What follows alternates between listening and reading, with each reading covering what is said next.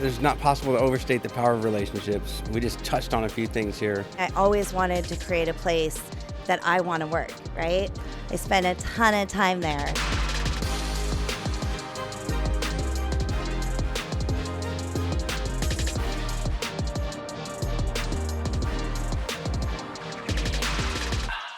Hi, I'm Mandy with Answerforce, and we are shooting our second episode on master skills, on power skills. And we have Holly Murry here with us. She is the president of FRSTeam, and I'll go ahead and hand it over to Holly for introduction. Yeah, thanks, Mandy. So my name's Holly Murry. I've been with FRSTeam. We do national contents restoration across the country, and I've been there for just over 28 years. So obviously I was 3 when I started. And I have had an amazing career with them. I really started at the bottom, like actually cleaning shoes and items in our industry, and moved into kind of project management, ops management, sales. I've really held almost every position at our company. And then I've been our acting president for just over 3 years now. I was our vice president for about 10 before that. Oh, wow. So you really have extensive experience in this industry as well as with FRSTeam. Yeah, I've had an amazing opportunity to get to see our company grow. When we first started out, and when I first started with the company, there were just 2 locations in California. And then since then, we've grown to over 50 locations and franchises across the country. That's amazing. Yeah. Well, that's a great way to go into kind of what it is that we're doing. And Holly being here with us here today, we are actually at INTRConnect, and you'll be speaking on a panel in regards to the workforce. Yeah, so I have a really great opportunity to speak about navigating the workforce. As most restoration companies and franchisors have experienced since post-COVID, our entire workforce has started to change, from people working remote to a massive increase in people's salaries and wages across the industries, the cost of living skyrocketing. And so how we look at our workforce and treat our workforce and the different kind of challenges as well as opportunities that we see in the industry. And I'll be speaking with some other amazing speakers that I'm really excited about. Well, with that, as far as power skills goes, what would you think is the most important power skill as far as being in franchising and this space? Yeah, I mean, it's like life a little bit, right? How we treat others is how we want to be treated. And I think when I moved into my current position, one of the things I realized is we have some really great longevity at our company, which has been phenomenal. A lot of our staff has been with us well over 10 years, actually some of them over 20 years. And when we think about what was changing very rapidly in the workforce, I think it's just how you treat your coworkers, how you treat your employees, and just remembering that there is no kind of hierarchy at most businesses. I think sometimes I hear, oh, it's shocking that you're the president and you're talking to the technician. And I think when most business owners who are really successful, every morning when they come into their office, whether it's their local franchise, whether it's their own business, you know, I walk the floor. Every office that I walk into, I make a point to make sure and say hello and good morning, because for me, I always wanted to create a place that I want to work, right? I spend a ton of time there, day in and day out, and most of us do. We want to work somewhere that we really enjoy. And so that, I would say, is a really important skill, whether you're a business owner or just starting into the management of other people, treating them with the level of respect that you would want to be treated with in return. Exactly. And also, it sounds like being present. Very much so. I think in today's day and age, we can get easily distracted, whether it's at home with your kids or whether it's at the office. If somebody comes in and they want to talk to you about something and you're scrolling through your phone or checking your Instagram, or even maybe just dealing with the mass quantities of email that we receive day in and day out, Yes. somebody can really feel when you're not listening. My kids are amazing at calling me out on it, like, Mom, right here, right? Focus on me. Yes. But I think it's really important when you're in the office, right, to give somebody the time and respect that you want to get in return from them. So if you want them to focus when you're trying to talk to them about opportunities, you're going to have to do that in return. So, with having 50 franchisees, how are you able to make sure that you're present with and show up for each and every one of them? Yeah. And so, probably my biggest advice, right? And this is maybe a lot of what happened post COVID. Pre COVID, right? We picked up the phone and maybe called each other or visited each other face to face more often than I would say we do now.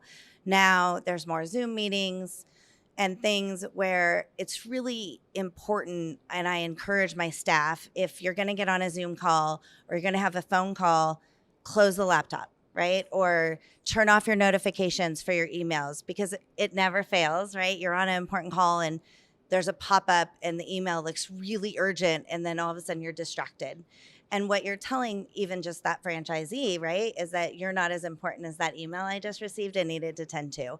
I would suggest you do the same with your emails as well as your text messages and your phone, right? Everything really can wait for a period of time so that you can really listen to the different challenges and problems that your franchisees are having or your staff is having, so that you can really show them how much you care and love them.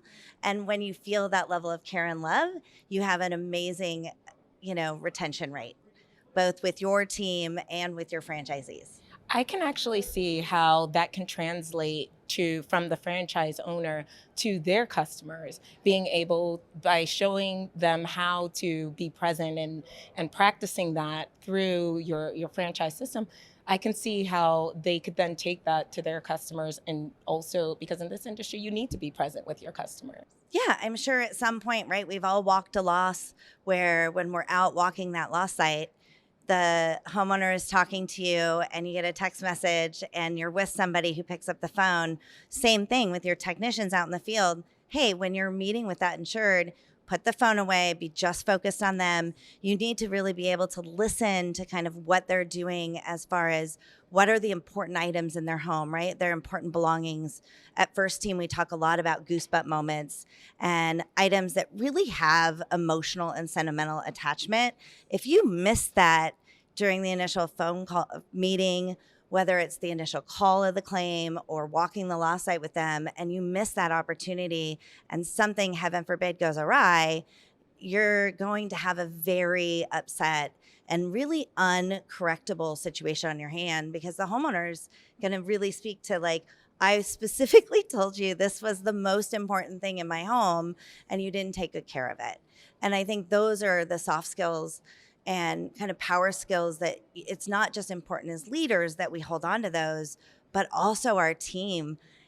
When you act a certain way and you create a certain culture, you're then creating that same culture with your staff, so that when they're meeting with an insured, they then also have that same focus on the homeowner and how important it is that everything on their claim go as well as it can. That's awesome to see that you all are fostering that. That's a part of your culture, is what it sounds like. And that's amazing, because to be able to pass that down from the franchisor to the franchisees, that is really wonderful. It just goes to show them how the model works. It really does. And I think it also shows people how much you care. And, if you're trying to teach somebody, my team hears me all. Besides saying teamwork makes the dream work all the time, I always say nobody will ever care how much you know until they actually know how much you care about them. It's a pretty common saying, lots of people use it, but to actually demonstrate and show somebody how much you care about them, they feel that, right? And then they have a mechanism to be able to show that to others when you're handling people's belongings in their home. Okay. Well, before we wrap up, I want to be able to close on a note of giving some tips on what you think really goes towards working. If a team were to work towards being present, what tips would you recommend? Yeah, so I think that varies for everyone. Some people are naturally caring. They naturally have energy about them, a personality about them that you feel totally cared about and loved. And I think some of us have to work harder at that. And so when you think about what you can do, there's tons of opportunities whether it's online, there's different groups that you can join, and being open to feedback on, hey, I watched this observation and I noticed that you checked your phone. We have kind of a culture that says, call me out on it, right? It doesn't matter what my title is. If I do something that isn't showing you the love and showing you the appreciation, call me out on that. And I think if you don't have that type of culture, you, as a leader or a manager of the organization, it has to start with you. You can't expect that from your staff until you start showing them that same thing. And even if it means calling yourself to the mat, right? Being the first person to be like, I really messed up on that. I apologize. We don't always react the right way at any given time. There's different things that can happen in our lives, right? You wake up on the wrong side of the bed, you're having a bad hair day, or maybe your kid's sick and you've got other things going on in your life, right? It's important to recognize that about yourself and really focus on your own emotional intelligence in order to show how much you care about the other people in your organization. So it's taking care of yourself, being self-aware, to be present about being present with yourself first, to then be able to show everyone else and be present for them as well. Absolutely. And I think you got to own your mistakes, right? Nobody lives or works in an environment that they're perfect. And I think it's important as a business owner or leader to talk about, hey, I tried this and I was wrong, right? We messed up. We didn't do something right.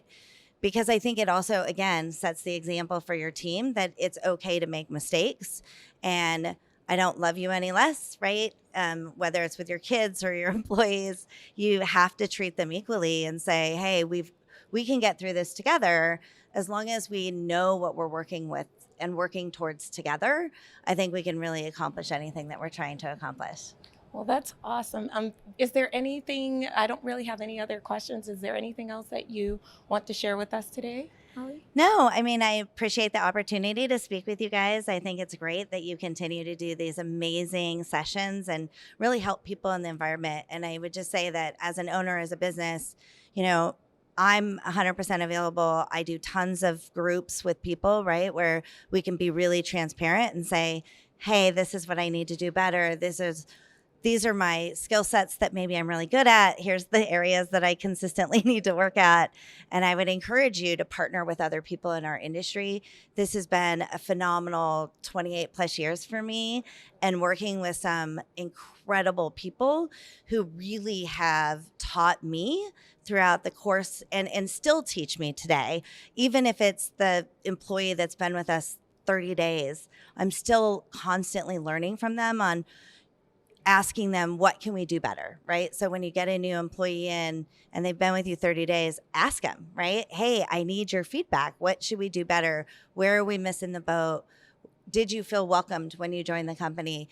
And I just encourage people, whether it's do stay interviews, whether it's mentoring and meeting with other potential people in the industry and talking about what's working and what's not working, I just highly encourage that, and I'm always available for people that I know in this industry. So, oh, that's awesome. You're here. This is a great event to also network. So it's like the industry is absolutely phenomenal at having these types of events where you can network and be able to speak with others in the industry, to feed off of the knowledge, like Holly with 28 years.